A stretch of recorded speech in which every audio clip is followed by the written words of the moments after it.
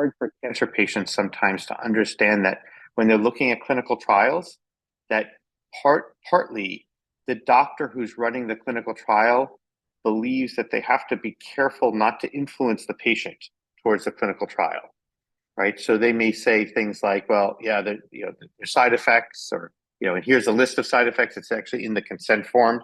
And these could be like laundry lists of like 20 or 30 different side effects. Similar to like when you look at any medicine, including Tylenol and Advil, you'll see a laundry list of side effects. The fact is that, again, A, they rarely occur, and B, it's really hard to tell what's the side effect of the medicine from the side effect of the cancer.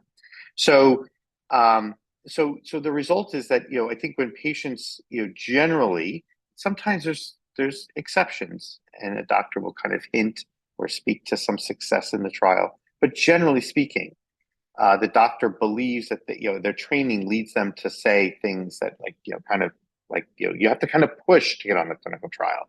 They're not going to just let you on, or if you ask them like, hey, what would you do if you were in my situation?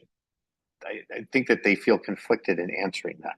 And so, at the end of the day, we have patients who can make a decision based on the clinical trial because they're trying to read the doctor's mind. They're trying to get a sense of that sort of like, well, is the doctor really, they believe in this trial? Do they think I should go on this versus the other?